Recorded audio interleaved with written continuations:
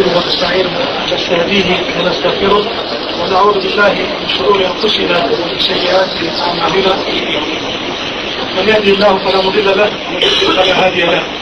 واشهد ان لا اله الا الله وحده لا شريك له واشهد ان سيدنا محمدا عبده ورسوله. All praise is due to Allah subhanahu wa ta'ala. May the blessings of Allah be upon His Messenger Muhammad sallallahu alayhi wa alihi wa sallam. Brothers and sisters, assalamu alaikum wa rahmatullahi wa barakatuh.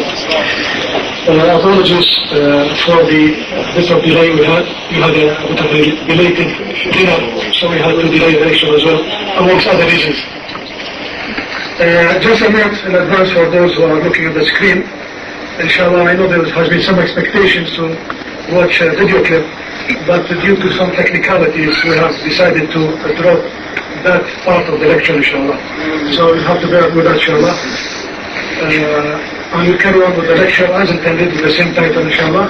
And I'm sure our guest, Sheikh Ali At-Tamimi, will be benefiting us out of his, inshallah, wit and knowledge about this subject. The title of this lecture, as we have announced before, the media and the negative betrayal of the media about Islam. Was it like that, Sheikh Ali? Portrayal. Well, betrayal as well.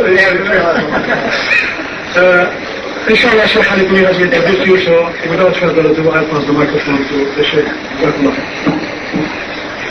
Alhamdulillah, wassalatu wassalamu ala rasulillah wa ba'd.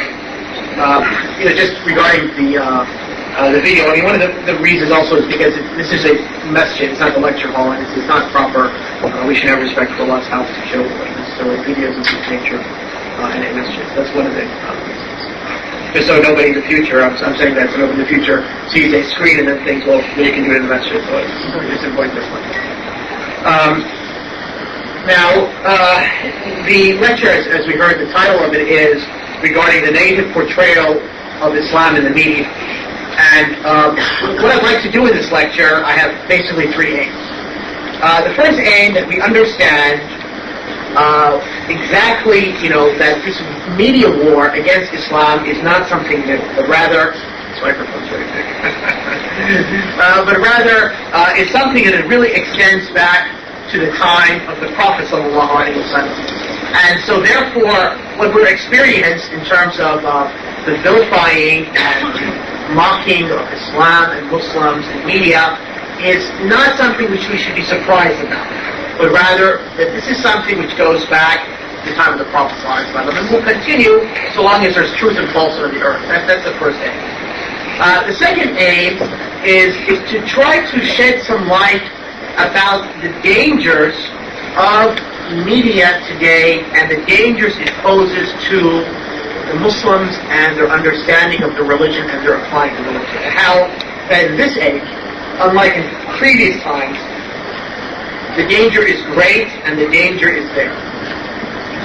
The third aim I have in the lecture is to talk about, really the situation with Muslim media, and to sort of point out some of the problems we are facing with Muslim media, besides the fact that we just don't have enough resources. Because that's something that can be all sense. But in terms of the message, the content of the message, what is Islamic media, and why is the message that we're trying to spread, the content of it, why is it not really strong as it should be? What are some of the weaknesses we have? And then finally, I would like to shed some light on some recent experiences the Muslims had regarding media in the United States, in particular with the movie The Siege, even though what I'll relate to you is secondhand because I wasn't a participant in some of those things, but the brothers who I studied together with Tafsir in some of the circles and so forth, were some of the brothers who were active in this, and so I heard from them, and perhaps I can share with you some of that, and also to conclude to put a proposal before my brothers here in the United Kingdom and also elsewhere, if somebody gets detained and so forth, of what I think we should start looking towards when it comes to issues of media. So that's a brief outline of what I hope to set out during this lecture. Now, the first point. we should understand that the issue of negative portrayal of Islam, the negative, imagery and the negative talk about Islam and Muslims is not something new. It goes back to the Prophet ﷺ. In fact, if we look in the Prophet ﷺ's seerah, his first public announcement of the Dawah, his first public proclamation of his messengership to the Quraysh, we find negative response, a negative verbal response, which in a primitive sense is a form of media. What am I referring to? Well, I'm referring to an incident that I'm sure all of us are aware of, when the Prophet ﷺ was commanded to spread the message, and he goes to the mountain, one of the mountains of Mecca, and he calls the tribe of Quraysh by all its sections, one by one, and some of the major members of his family, and says to them, if I was to tell you that there was an army behind this mountain, would you, preparing to attack you, would you believe me? And if they say, yes, we have never experienced from you any sort of deceit, any sort of lying. Then he tells them, verily I am the messenger of Allah, or I am a warner sent to you before a severe torment. And then Abu Lahab starts the process of the negative media, starts the process of attacking the Prophet ﷺ by saying, Tabban laka, woe to you, or may your affair turn to ruin. Have you gathered us for this? In other words, this is something, nonsensical. This is something which is, a lunacy. What are you gathering us for? You brought all of us in Mecca so we can hear this? So here comes the process. It starts. And we find then that, the Prophet ﷺ in Mecca is accused of a number of things. He's accused of being a sorcerer. And that if you listen to him, his magic will affect you. He'll put you underneath his spell. And the proof that he's a sorcerer, he's splitting up families. Father and son are in conflict. Husband and wife are in conflict. These people are following him. He must be a sorcerer. So we find some of the people coming to Mecca, and they're, putting, not cotton, but they're putting things in their ear, so they're afraid they might bump into Muhammad, even though they don't know who Muhammad is. Might bump into him, and if they hear his message, they might get under a spell. This is an example from the seerah. Some of them say that, all he's doing is bringing us old stories. Just the stories of the old peoples. And so we find another bin al-Harith, one of the leaders of the pagans in Mecca, goes to Iraq and buys some singing girls who can read, start singing to the Meccans stories of the Persian kings and the epics that are around their lives. We find that they say that, he made up the Quran himself. He's just a poet. And just wait a few years, he'll just end like all other poets end, like Zuhair and Nabigha, these pagan poets. They were popular for a while. They died, and their poetry was okay. You might recite some of it, but they're forgotten. They had no effect upon society. You find they say that somebody's actually teaching him this book. And that one time they say it's a Roman boy who was a slave in Mecca. That didn't make any sense because that Roman boy didn't speak Arabic. And so they said, well, no, he's being assisted by some other people. Well, who are those people? And then just some other people. They don't care to point it out. Sometimes they say, well, really, he has deceptive motives. Don't believe in him. That he's saying he's coming to promise you paradise and to bring you happiness in this world and last. But he's secretly trying to make a movement in order so he can take control of Mecca. He's looking to put himself in power, and he shouldn't trust him. They also say, look at his followers. His followers are the worst of the society. That shows that his message must be not of any value. Who's following him but slaves, but the weak, the oppressed, all of the nobles, all of the important people in society? None of us are following him. And so, you find that this, rumors and this negative portrayal of the Prophet ﷺ, his followers, and negative portrayal of the message of Islam is the beginning of this negative media against the Prophet ﷺ.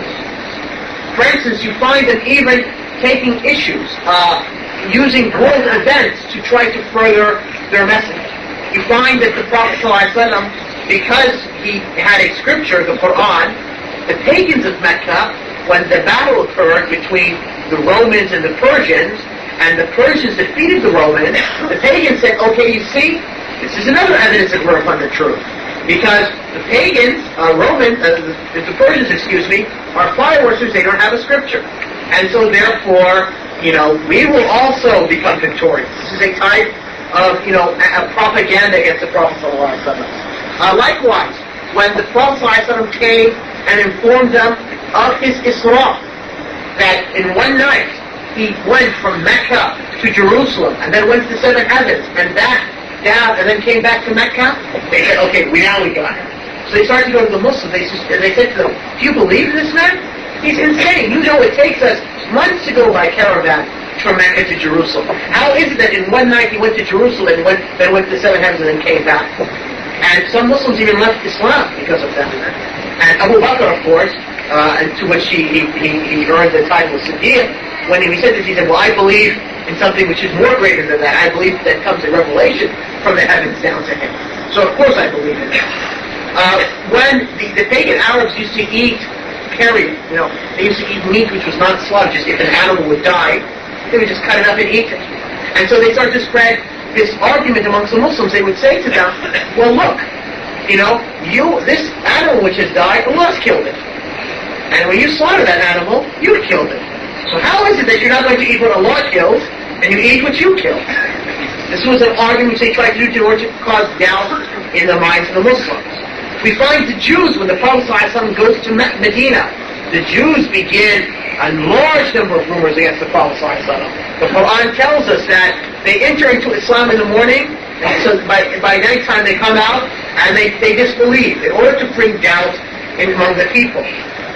The hypocrites, when the Prophet ﷺ faced some setbacks in battle, they said, as the Quran told us, مَا وَعَدْنَا اللَّهُ وَرَسُولُهُ إِلَّا غُرُورًا, that Allah and His Messenger only promised us deceitfully. I mean, they only fooled us. There's no victory. We've died in the battlefield in order to cause doubt among the Muslims. When the Prophet ﷺ was given the command to stop to face Jerusalem and to face Mecca in prayer, as Allah subhanahu wa ta'ala says in the Quran, the sufaha, the ignorant, the foolish will say, مَا وَلَّاهُمْ عَنْ قِبْلَتِهِمْ, what made them turn away from their qibla that they were facing? Another rumor, another media attack. When the adhan was brought, was instituted and legislated, they said, Allah tells us in the Quran, وَإِذَا نَادَيْتُمْ إِلَى الصَّلَاةِ اتَّخَذُوهَا هُزُوًا, that if you call to prayer, they take it as a mockery and as sport. So they would make fun of the adhan. When the Prophet ﷺ would go out on a battle, the hypocrites would spread the rumors, we heard that he died. He died in the battle. He's dead. And so the Muslims, like the women and the children and the old and those who were infirm and who couldn't go out, they would feel great despair and great sadness and would cry because they had the rumors came that the Prophet ﷺ had died. And if the Prophet ﷺ would decide on a certain battle expedition not to go forth but stay in Medina, they would say, you see, he's a coward. He doesn't want to go and face the enemy. He doesn't want to face the chance of dying. So he's staying back behind. And then when the Prophet ﷺ, for instance, in one battle, when he went forward and he left Ali ibn Abi Talib in Medina in charge, they said, you see, he's leaving his son-in-law because he doesn't want his daughter's husband to die. And so Ali comes to the Prophet ﷺ crying, because the hypocrites are saying this about him. And so the Prophet ﷺ consoles him and says, are you not pleased that your position to me is like the position of Aaron, Harun was to Moses, to Musa, alayhim as-salam. But however, there's no prophet after him. In the same way that Musa alayhi salam, when he went for 40 days, the promise of his Lord to receive the testament, the rulings and so forth, Harun was left in charge of the children of Israel. And many other examples. I mean, when it came to the issue of Aisha, they spread the rumors that she had, infidelity and so forth, and they caused turmoil in Medina. And so, therefore, you find, if you look at the history of the Prophet ﷺ, from when he started Dawah in Mecca, when he was commanded by Allah to publicly spread Islam, until his death, there was constant attacks upon the message of Islam. And if you look at the Sirah, you also find that there were even poets. The Arabs used the means of media means which they were, able to at that time through poetry. So there were poets who would make poetry against Islam, against the Prophet ﷺ, in order for it to spread among the Arab tribes. And the Prophet ﷺ also had his own poets who would make poetry in defense of Islam, among which was Hassan bin Thabit. And the Prophet ﷺ told Hassan to recite your poetry. So long as you are defending Islam, Allah subhanahu wa ta'ala, the angel Jibreel, Allah also the angel Jibreel, which will strengthen you, and give you vigor, to say what you have to say. And that is why we find in the Sirah examples, especially when the Prophet ﷺ was in Mecca, one incident when the Prophet ﷺ is presenting Islam to some Arabs, not from the Quraysh, one of the marketplaces, and the Prophet ﷺ calls them to Islam. And what happened? They don't want to accept Islam, and the reason why the man says, he says, because his people know better upon him. And the boy, who later becomes a Muslim, I forgot the name of the Sahabi, he says that, we saw this red-faced man, following him, and it was Abu Lahab. So whenever the Prophet ﷺ would go to a tribe, Abu Lahab would follow him and say, this is our young man, he's from our people, saying Abu Lahab is one of the leaders of the Banu Hashim, one of the leaders of the Quraysh. And this is our son, he's insane. And so the Arab tribes would say, well, his people know better, and so, we should just not pay attention to this message. So the point is that, I hope by giving just these few examples, we recognize that this notion that Islam is an object of a disfiguring of its teachings, of its followers, is not something new. It's not something that just occurred with the satanic verses of Salman Rushdie, or is occurring with this film in the United States, but rather it's something which goes back to the time of the Prophet ﷺ, and it's a matter which will continue until Allah subhanahu wa ta'ala inherits the earth and all that is on it. And so therefore, we come to the conclusion, if one really looks at it, there's not a single belief or a single legislation of Islam, except that you find hundreds, tens and hundreds of arguments against it, and people criticize it. Not just only the popular matters, but even those matters which are, you would think that are not significant. Why would somebody take issue with it? For instance, we know the popular matters which people take issue with Islam and the negative media portray. For instance, women in hijab, right? They say it's restrictive and so forth, and women are not allowed their freedoms and so forth. But you find an issue like wudu and the idea of purifying yourself.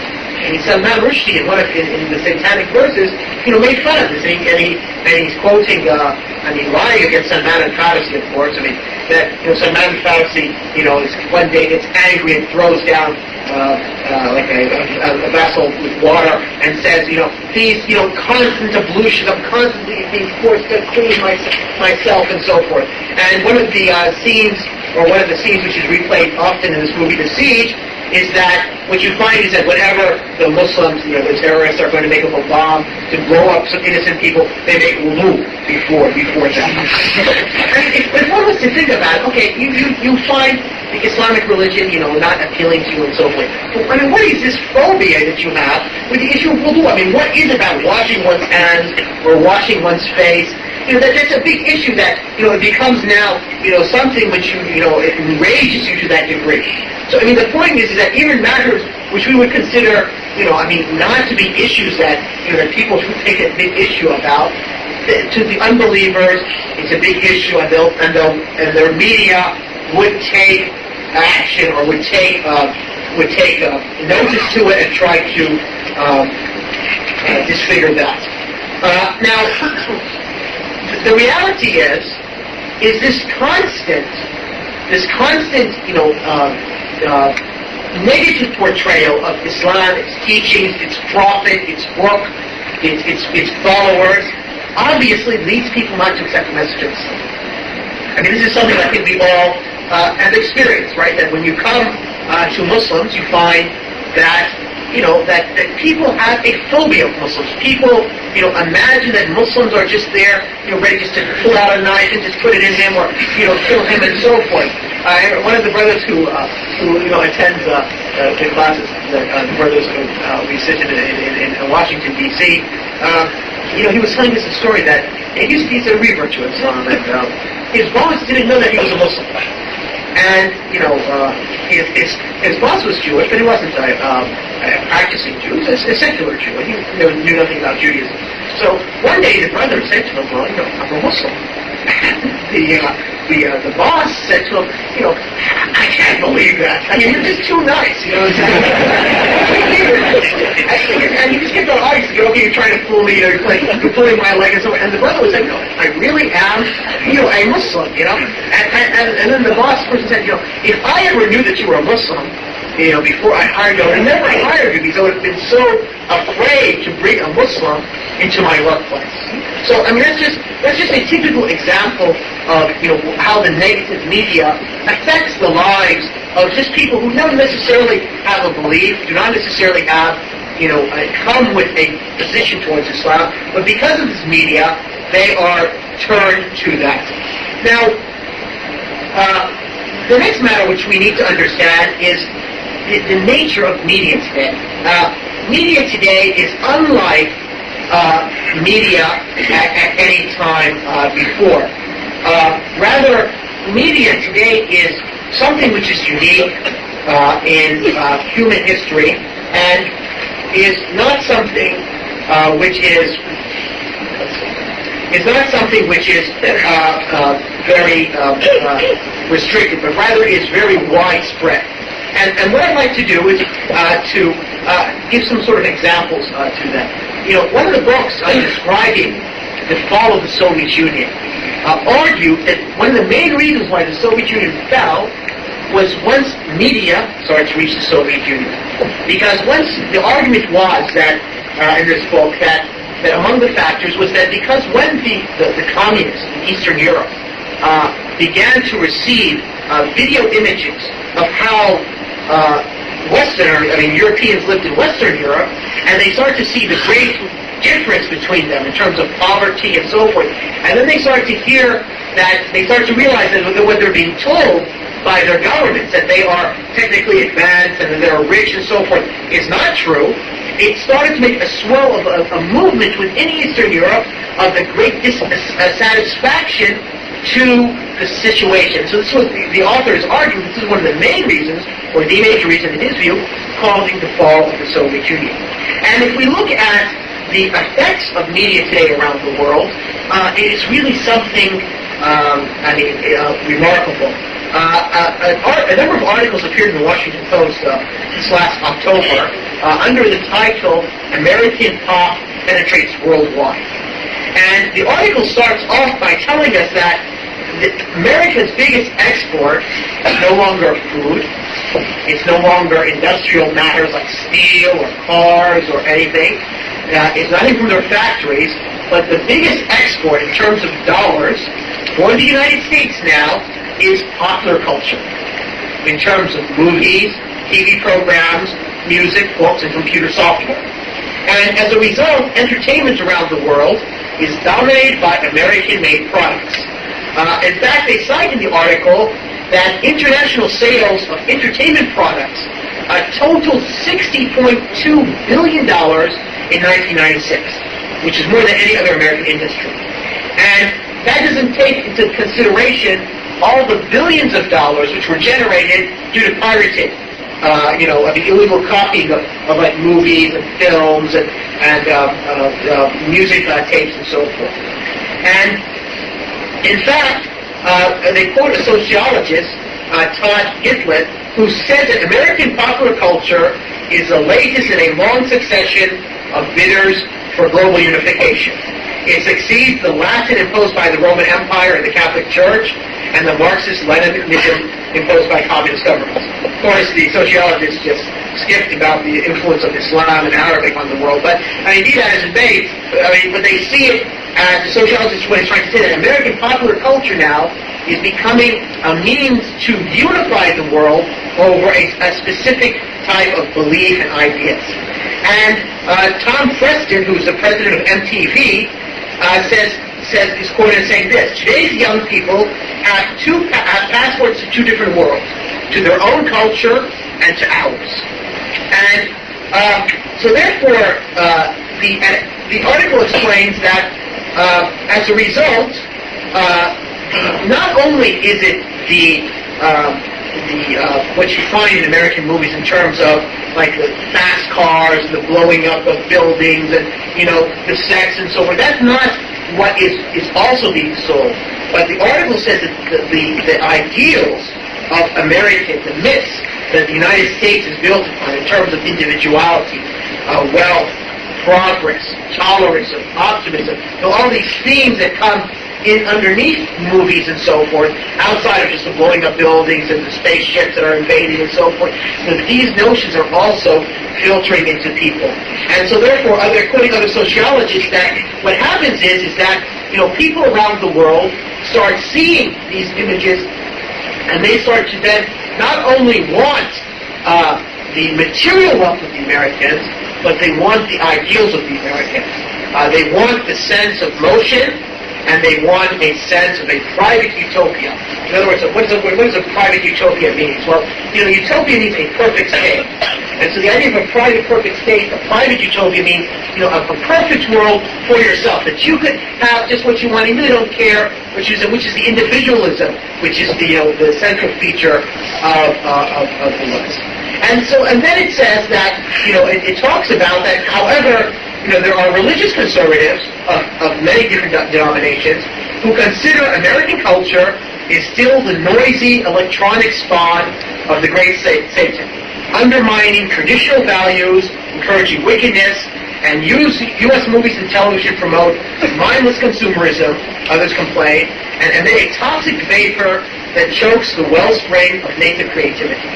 And then it talks about, the article then gives an example of the body that in Afghanistan. It's all ordered, their citizens to be morally, people entertainment, their people are most, and that in China, is slowly and inevitably becoming borderless. They are aware of this, only about, gives an example, they can't, the article performed poorly in the United States, affected so much abroad into the, even though it's no longer popular today, because they did it by him seats for actresses' front. The guarantee, the Americans in theater, and even expecting that it's going to Disney, the capital of Iraq, and it's elaborate upon. The media is now saying that you can no words and turn off the lights and expect it not to come in. It talks about that, for instance, gives an example of a person by the name of Saxon, who's 28 years old. And so by him being 28 years old, this is 1998, right?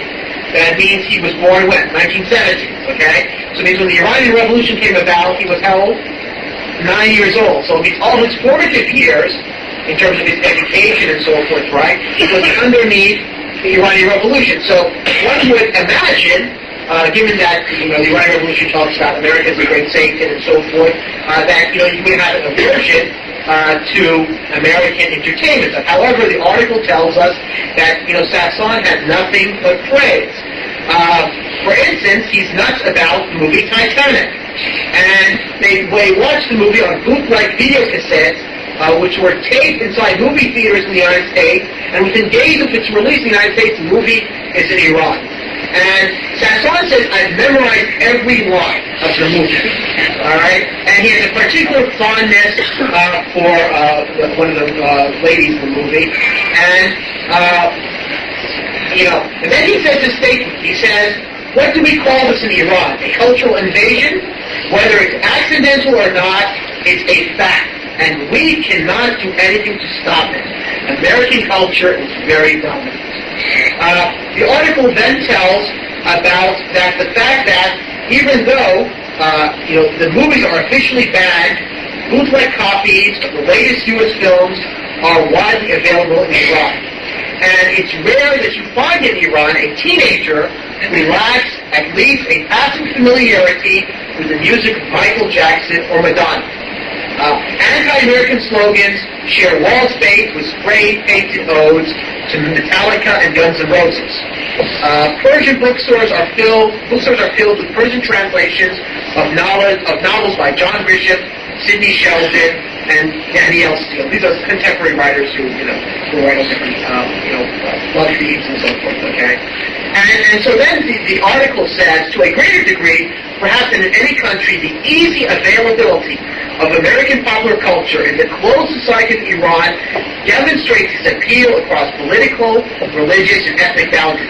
It also shows, this is what the article is saying, it also shows the futility of trying to screen it out in an age when digital images fly across international telephone lines at the speed of light, and Hollywood movies can be widely disseminated by anyone with a video cassette recorder. So, I mean, that's, I think, the underlying point. And then it talks about, it gives some examples from Afghanistan, and how also in Afghanistan, even with the Taliban, you still find, this great cultural offensive. And it quotes some of the Iranians who regard this as a great offense, and they are, very concerned about this. And the article, but I think the important point of the article was, what the last thing which I read was that, in the world that we're living now, with this unbelievable, means of communication, this widespread, it's such cheap, it's not very expensive.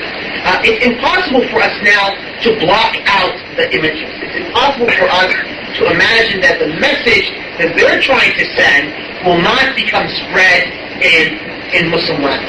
I mean, I remember, about 11 or 12 years ago, I was in Mecca making i'tikaf, and, young men were, when they heard that I and some other brothers from the United States, they took us to the side and they would ask us about Michael Jackson. And they wanted to know the latest news about him. I mean, and they would just tell us something like that. We were embarrassed, to ask you. And these were young brothers who, young boys, 11, 12, 13 years old who were studying Quran and so forth. But, they were still enamored by the whole notion. And they had heard about it. They felt it was something important for them to know.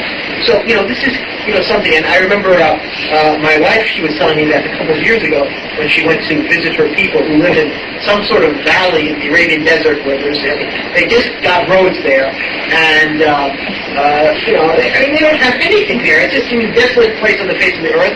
All the women in the valley were asking my wife, do you have the Arabic spoken there, English, satellite dish? And do you watch, these things that, all these things they were watching were things in Italian and in French. They had no idea what it was about, but all they did was spend all day long just sitting and watching those images. And when my wife said, we don't have satellite dishes, he said, American satellite dishes is not even popular, we have cable more. He was surprised. You mean in America? You guys are really, poorly off, not satellite dishes. So, the point is that, obviously, media, its influence and effect is not something which is just limited to something that you can just just turn off the signal, not take it, but it's something so pervasive now that it's touching every single corner of the earth. So if that's the case then, and we really cannot shut it off, what does that require of us?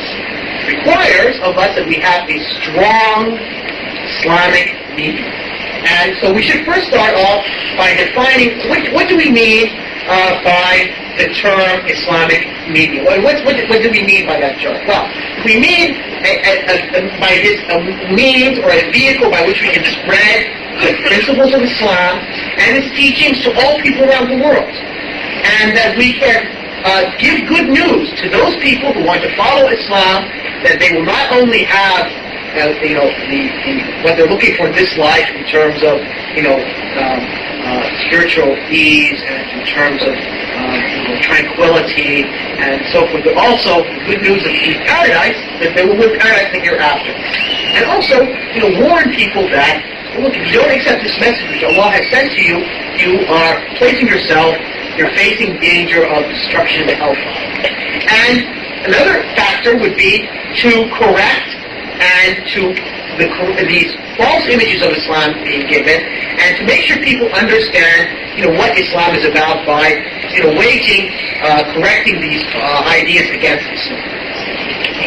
However, though, if you look at Islamic media today, unfortunately, Muslims have no media person. Not only do Muslims don't have, in terms of the great, media needs, in terms of the material needs, like we don't have internet providers, we don't have big hub stations between, routes and internet signals, we don't have satellites, we don't have magazines, we don't have the ability to print books. I mean, in the United States, when they print a book, they print millions of copies of books, right? When the brothers print a book, they say, we printed 3,000 copies. That's a great thing. 3,000 copies, mashallah. I mean, an Islamic magazine has, 12,000 issues printed per month. 12,000 issues, that's unbelievable, Well, magazines like Time magazines, millions of issues are printed on a weekly basis. I mean, this is just the great thing. But that's something, the material thing is something which is maybe out of our hands, but what about the content? What about the content of the Islamic message? Unfortunately, the content of the Islamic message, we face two problems with the content of the Islamic message. The first problem with the content of the Islamic message is that, in order for any media message to be successful, it has to be understood easily. That's the success. In commercials, right? Why are commercials hour-long things, right? Because they want to get a message across. So they make it, really quick and easy so you can get the message. It doesn't require for you to sit there and contemplate that message and try to understand it. It's a quick, they call it sound bite, 30 seconds, the images are seen to you, you get the message, and that it hopes, if it's effective, you'll make a reaction from you on your part. You go buy the product, or, something to that effect. Now, the problem with the Islamic message is that, while in its essence, Islam is something which is easy to understand and easy to apply, Allah in the Quran says, وَلَقَدْ يَسَّرْنَا الْقُرْآنَ لِلذِّكْرِ فَهَلْ مِن مُدَّكِرٍ, that the Quran has been made it has been made easy to memorize. Is there somebody to memorize it? You find that actually when Muslims explain the religion of Islam, they make it so complex sometimes. Not everybody is studying to be a scholar. Okay? So when one explains Islam to the general populace of the Muslims, when one explains Islam to the general body of humanity, one has to bring it down to a very basic level in terms of beliefs, in terms of practices, and in terms of actions. Likewise, another reason why the Islamic message, the message being given by Islamic media fails, is because we do not present Islam as the only alternative to what people are upon. Islam normally is presented, when given as a message around the world, as well, Islam is good, and Islam is nice, and Islam promotes peace and promotes mercy and so forth. But it's not given as the message of, that this is the truth that Allah has sent to you with the Prophet Muhammad ﷺ. And your success in this world and in the hereafter is dependent upon you accepting the truth. That here are the evidences to why it's true. This type of aggressive media is not presented at all. Another reason why the Islamic media fails in presenting its message in terms of its content is that it does not present the total picture. It talks about small, little issues, not little issues, particulars, without giving the total, wide worldview. And so therefore, when people want to take a reaction to Islam, they don't see it in its broad sense. They see it in a very specific, narrow sense. So they might not see its applicability. And so this is another reason as the failure due to the content of Islamic message. A fourth reason is that until now, Muslims still are relying primarily upon the classical means of presenting their message. A khatib gets up and he gives a khutbah, Salat al-Jama'ah. Somebody comes, gives a lecture, as if this is sufficient. Of course, without doubt, I have no doubt in my mind, if every khatib when he gave his Jum'ah khutbah around the Islamic world, really put the effort and took the time to prepare the khutbah and dealt with the problems of the people, that would be in itself an unbelievable message. And if the khutbah during the Hajj time was given to the Muslims and dealt with their issues in such a strong manner, it would be an unbelievable message. And likewise, if the lectures that people hold and so forth deal with the problems of the people and gives them Islamic solution, it would be an unbelievable message. But at the same time, we cannot restrict ourselves to this. I mean, people now have satellites, they have the use of the internet and so forth. It's required that we fully utilize these means in order to present our message. However, though, there is something which we have to understand, that our message, the Islamic media, is da'wah in the end. And so therefore we cannot fall into the errors of secular media. Secular media is based upon lies. Secular media is based upon distortion of facts. Secular media is based upon using people's desires in order for them to believe in their message or get to buy their product. But yet, when we have our media, we are still required that we must speak the truth always. We cannot lie, even against our enemies. We cannot, use, like for instance, let's say, what we'll do is we'll make Islamic music videos in order to, gather the people to Islam, so we have dancing and so forth. I mean, this is not permissible in our religion, because in the end, the means that we use have to be pure means. They have to be means which come from the Quran and from the Sunnah. And so therefore, the task of, getting into the media and being, aware of to what the media presents and so forth is something which is very important. So now let me come to the final two points of my lecture. Regarding the movie The Siege, bottom line is great. We have an organization in the United States which, even though I'm not part of it in the sense of a member, but I'm part of it in the sense of my feelings of support to them, just like many of us Muslims in the United States, which has done really a great job in terms of trying to counter the stereotypes that Muslims are portrayal of Muslims and Islam in the media. And you might have heard about it looking at some of their releases on the Internet CARE, the Council for American and Islamic Relations.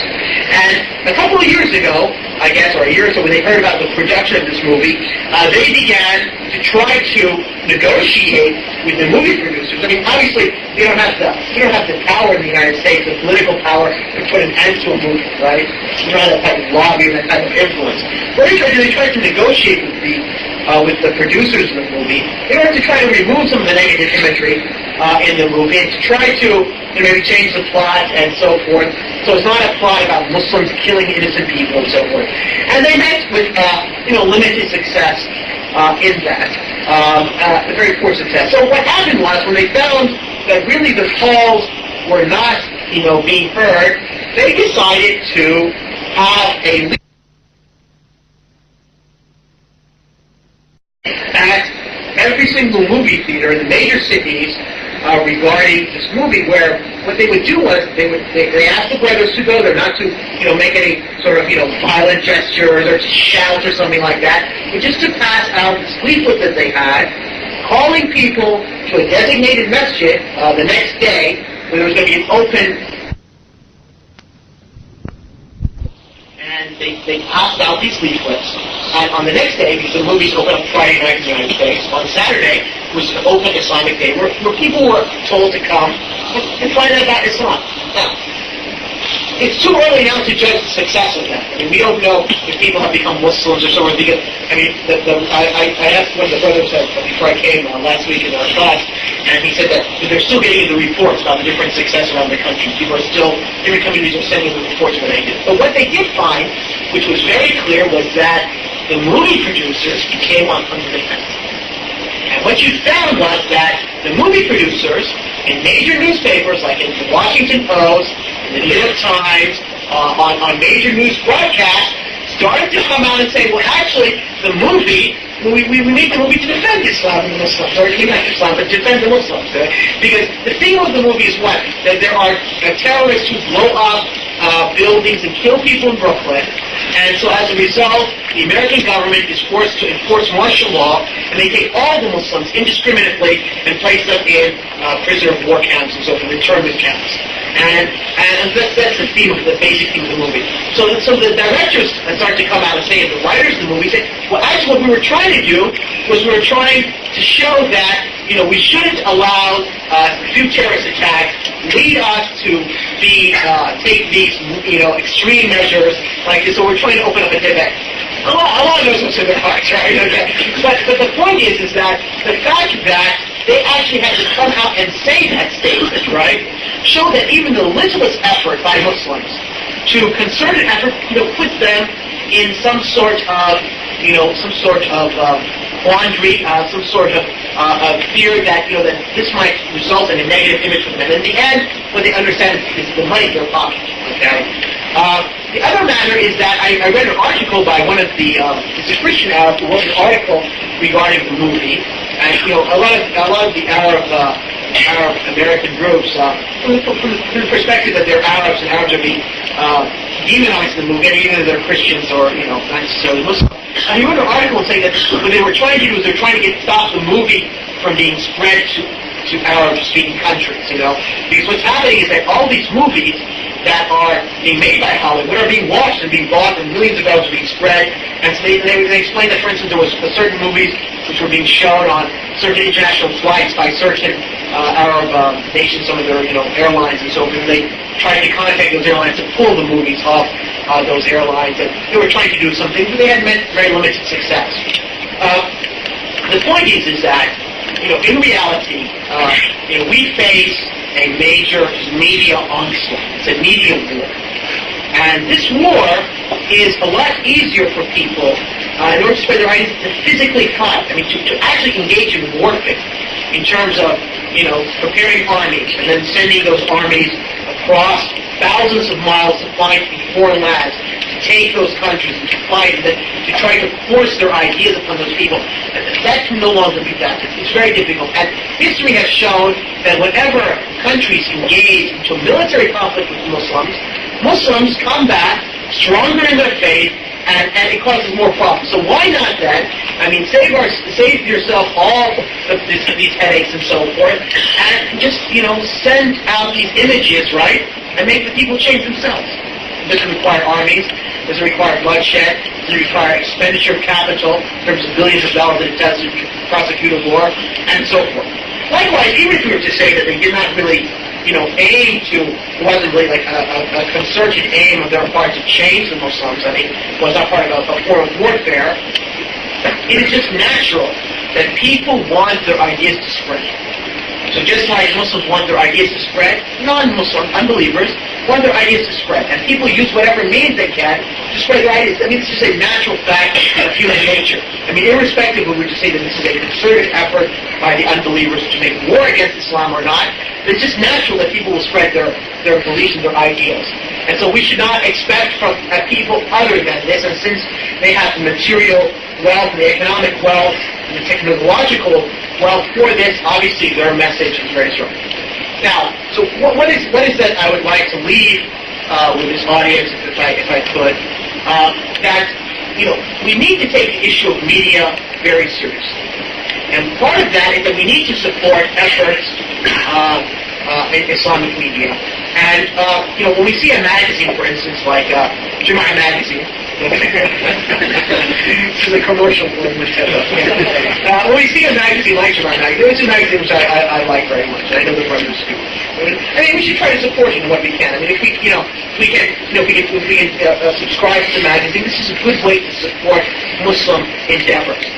Likewise, also, we should take it further from that. For instance, to become, critiques of the magazine in a positive sense, to send in our letters, to send in our suggestions, in order so our Muslim media reaches a higher level of excellence. Okay, and likewise, what's really important is that we need to train ourselves to become media savvy. The Prophet ﷺ did not set a special group of people for dawah, a special group of people for commanding good and forbidding evil. Rather, the Prophet ﷺ said to the Muslims, بلغوا عني ولو آية. Spread it by me, even an ayah. He didn't take this for a special group of people, that you're the ones who's supposed to preach, but for all the Muslims. The Prophet ﷺ said that Allah makes the face of a person bright, who hears my words and then transmits it as he has heard it. So the command, spread Islam, falls upon all of us. And so therefore we need to become media savvy. How do you become media savvy? You need practice. I mean, if somebody finds an article written in a newspaper, let's say The Guardian or The Times, for instance, okay? All right, which has some sort of distortion of Islam. A brother reads that article and he wants to correct that. Okay? The ability to write 2 paragraphs and to convey your ideas correctly and tersely and be able to send it to the editor to have your comment, published is a skill. If a person has never written a letter to an editor before, it's unlikely that he's going to be able to effectively write something. Likewise, if a person, if there's some sort of radio talk show, and people call in and speak, right?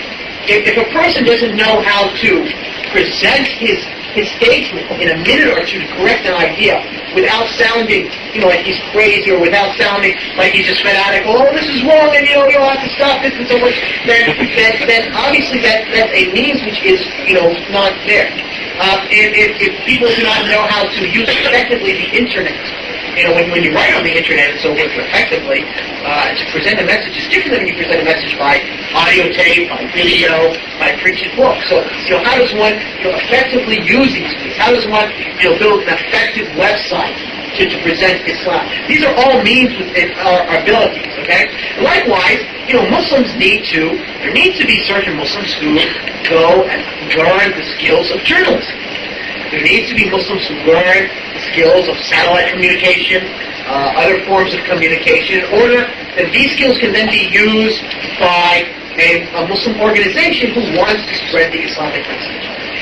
And most importantly, right, we need to train ourselves by knowing our religion, right, and being good ambassadors to Islam through our deeds and through our conduct, and presenting, a general good image of Islam to the people that we live around. And with that, I'll conclude. أقول قولي هذا واستغفر الله لي ولكم سبحانك اللهم وبحمدك أشهد أن لا إله إلا أنت أستغفرك. جزاك الله خير شيخ. Thank you very much for your questions.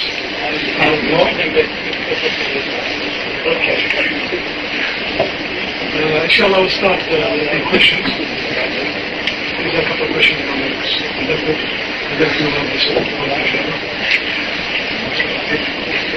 But before we go with that, Sheikh Ali, those who are conversed with the internet and involved in sharing the net, as they say,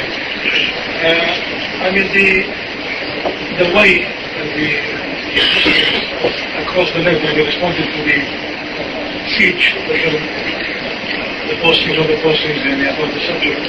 I remember, for example, one brother raised the point, and I want to comment on that, saying that the fact that you have made so much effort and so much noise about it, some Muslims, when they hear about this film, for example, they will become very interested and go and watch the film, and therefore they become the tools in enhancing the budget of Okay, so how could you talk about that? Well, what Abu Bashir mentioned is a very reasonable and very correct comment. One of the things we did in Washington, D.C., was we had a group of brothers who went to see, there was a private screening. The film industry, the producers of the film had a private screening for the Muslims before the Muslim was released to the public. So we had some brothers who went to the private screening and they saw the movie. We told the other brothers in the class, no Muslim now should go to the movie. Why? Because we have some brothers who represented us, and they went to see the movie, and they came back and they gave us a report. And now we know what the movie's about, okay? And we trust them and so on. We don't want to add to their coffers by spending, $6 or $7, I don't know. It's been a while, so we don't want to do that and so forth. So, and for instance, when a reputable organization quotes the movie, it says that in the movie, it says there's some dialogue and quote marks and so on. That's sufficient. You do not yourself have to officially see the movie, make your official determination, so forth, to do a lot of the support work. But some Muslims obviously will have to see the movie in order to present the information. So, in Islam, we have to stay in certain boundaries. Examples: women cannot speak on the radio. We cannot have music on the radio. How can we make the Islamic media more attractive to people while staying within these Islamic boundaries? This is a very good question. I don't necessarily have a specific answer for you because I'm not, a journalist by profession or so forth. I'm a software engineer. But this is something when people would, study Islamic journalism, and there are universities, and some of the Islamic universities, for instance, do teach, journalism and so forth. And also brothers who would have experience in the field of journalism, they should be able to provide creative means by which they can present the message of Islam and, not fall into something which has been forbidden for us. So this is something which we need to, and if anybody's a journalist or anybody has some experience in that, we can maybe hear a comment from my assistant and so forth. Stage is open. Brother, with due respect, Sheikh, what I would suggest is, just want to make a comment and then you can answer it in a way, is that I think we're being very naive if we think that we can watch their media and somehow have an equal response to counteract it. Because really, they're very, very skilled at media control. And as we know, the Jews are controlling media, and they have a well-orchestrated plan to brainwash people against all religion, especially Islam, against Islam in this country. I'm not sure about America, but certainly in this country, it's against all religion, and especially Islam. And for us to try and think that we can somehow counteract it, and this major world force existing, simply by sort of going to the internet or watching their films, etc., I think we're just falling into their trap. And really the only way you can counteract it is to totally ignore it like the Taliban stuff. Because the best thing the brothers can do is to say, right, we're not going to watch their television, we're not going to listen to their radio, and it's only sort of news or something like that maybe. But otherwise, what the brothers are going to do is, that's what I'm going to suggest is, we're going to fall in the trap exactly as they want us to do. We're going to watch their films and think that we're counteracting them, and in reality we're only getting brainwashed. And the internet is just a trap to let in pornography. I had internet into my own home, and I realized that it was very, very dangerous. And their ideas are that you're getting knowledge. Somehow you're getting knowledge, and you're going to become more knowledgeable, and your children are going to get knowledge, but the reality of it is that you're just going to get brainwashed by their media. So you can't counter media by sort of getting into the radio and acting very clever and becoming very eloquent and think that you're going to impress them. We're not going to do that. The only way is that we remove television from our homes and say, we're not going to watch. And that's the thing that will really annoy them. The only thing that will get the Jews who control the media in this country is, we say to them, we're not going to watch television. That's the thing that will annoy them. And that's the only way we can counter it. And for the benefit of those who didn't hear clearly, Sister Kushali, you just summarize it. I'll summarize in my response. The brother was suggesting that it's not really reasonable to think that by merely trying to counter media, because they're so media savvy, they're so skilled in media, that by just trying to counter it, we'll be able to actually deter their media. The best policy is one of boycotting, like the Taliban have done, and other nations also. It's not just the Taliban. The Iranians have tried it. Even in Singapore, which is a predominantly non-Muslim country, they've also tried to restrict some of the media access. I personally feel that given the nature of media today, and this is maybe a point where you might disagree, that it's impossible to shut it off from your country or from your life. That it's so pervasive, and the nature of people are such that maybe you find some strict Muslims who will take off from television and not the radio. The majority of Muslims, they really haven't reached that level of iman, and so they fall prey to that. Also, you have 1 billion Muslims. You have 4.5 billion non-Muslims. How do we reach them?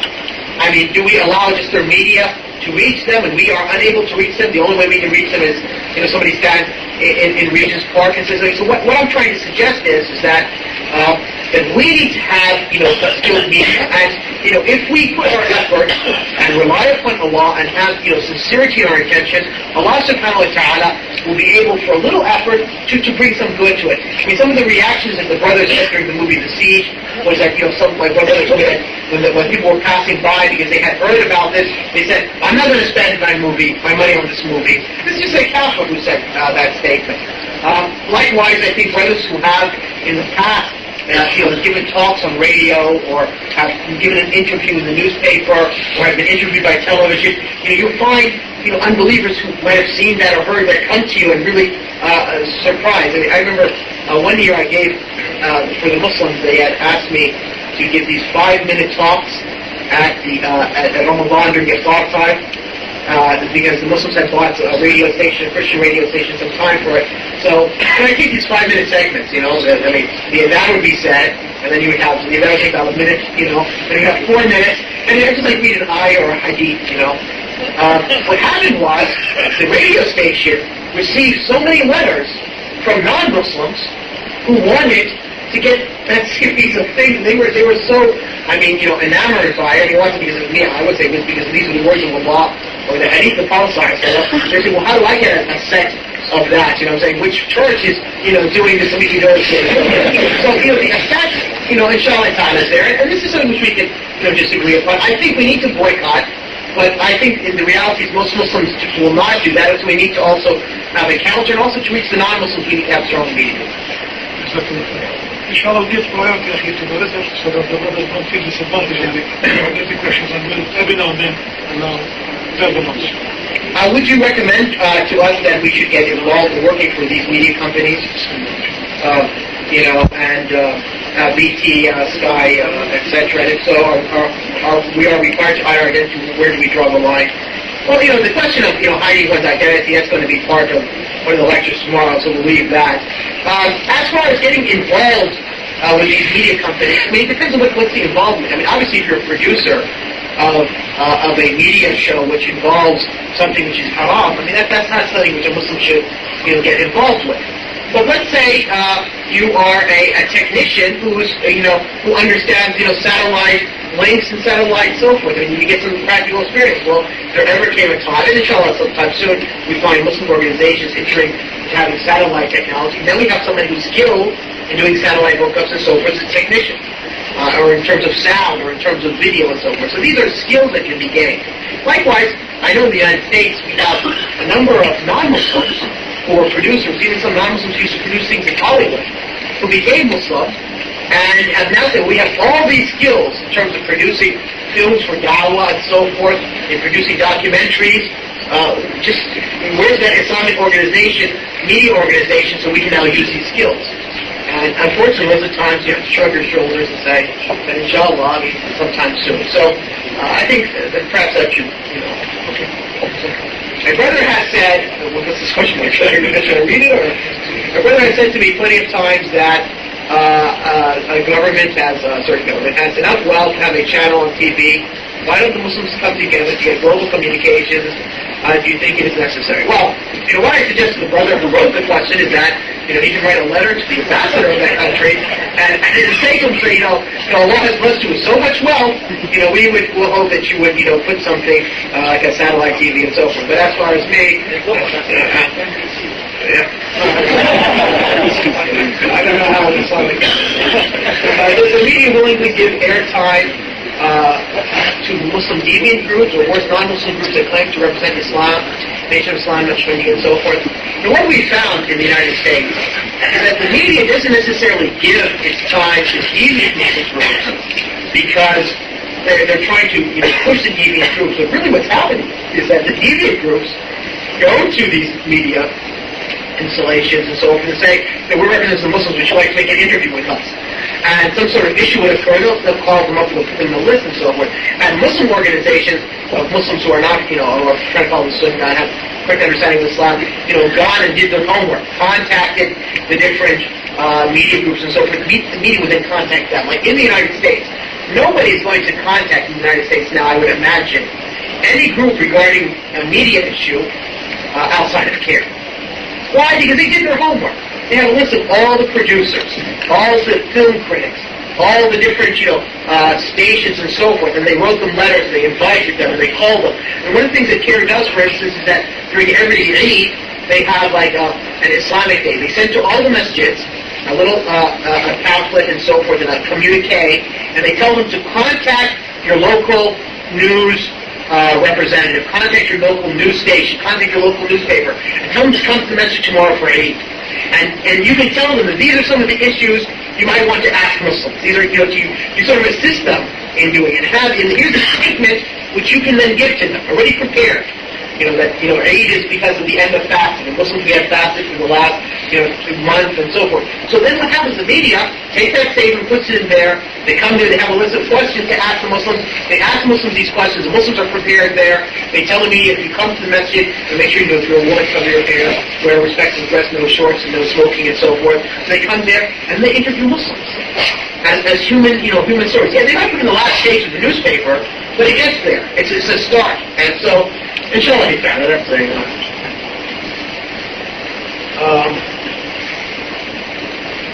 okay, so the question I was looking in English is, what is your thing if we set up an Islamic radio station before we set up a world Islamic radio station, before we establish a world Islamic army?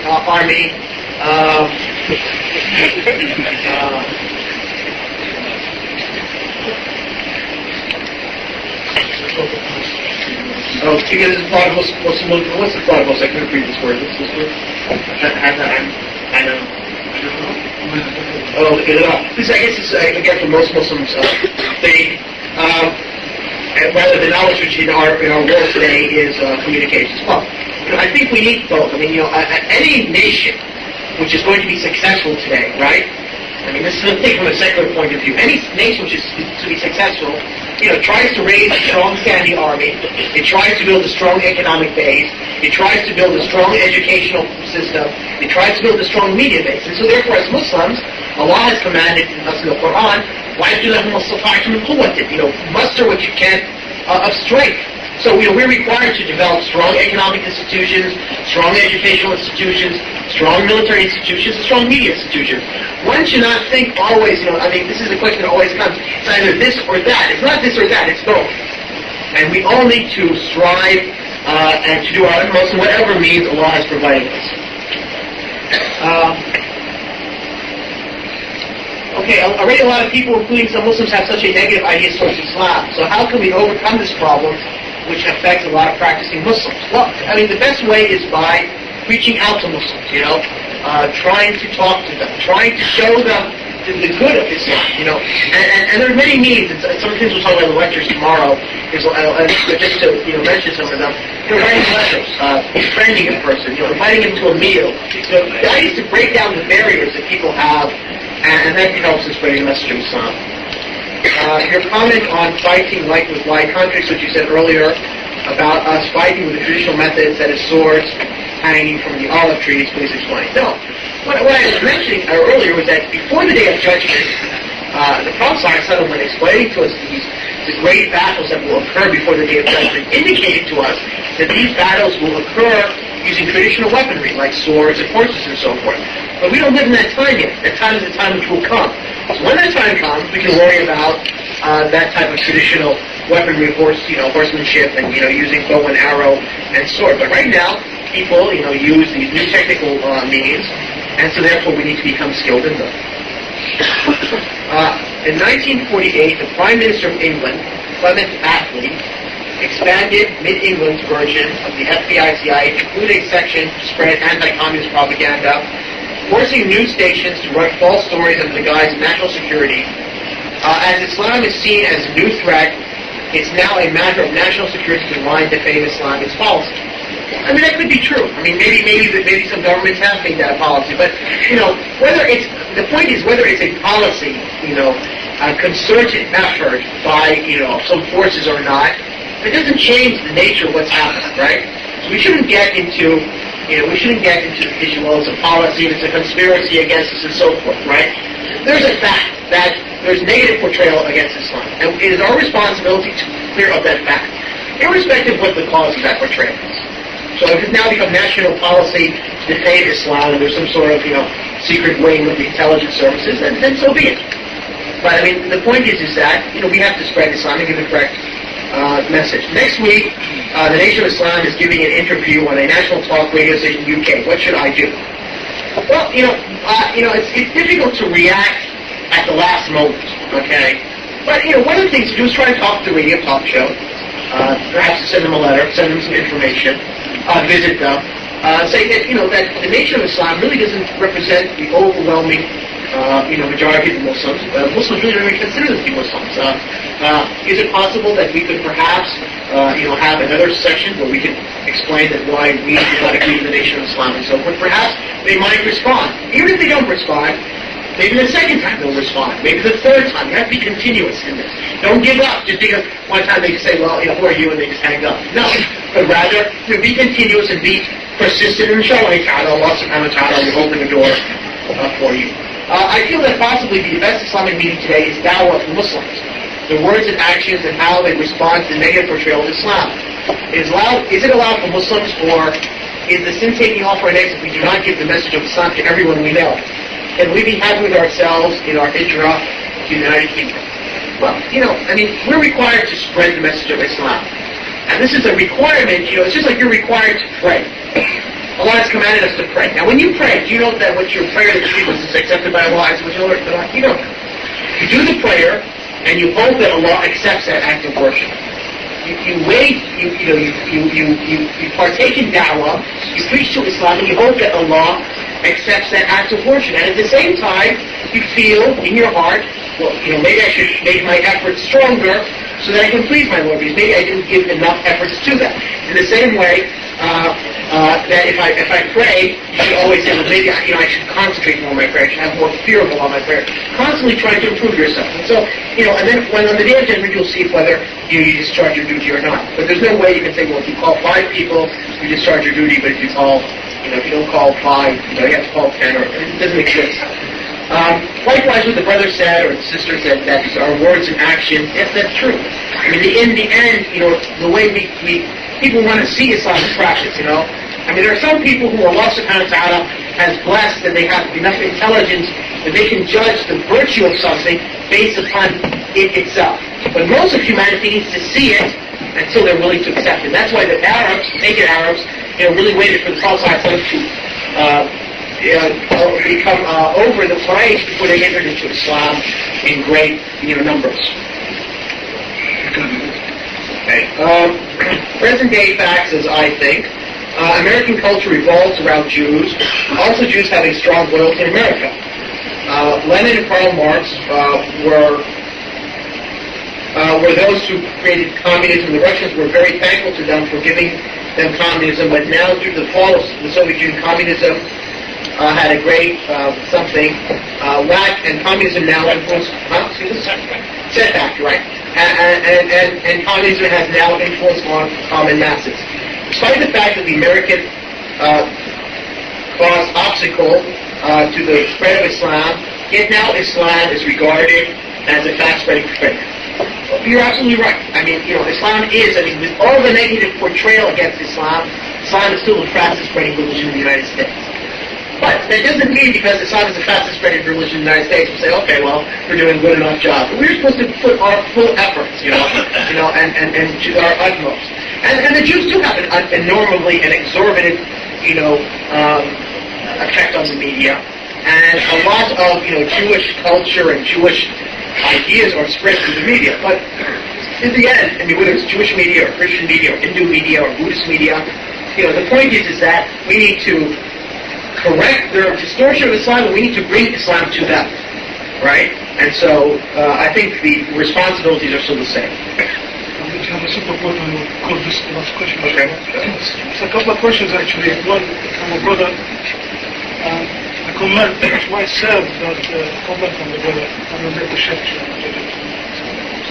The brother says, isn't it time that we provide young people with some kind of entertainment in the mosque in order to attract them towards Islam in that way? And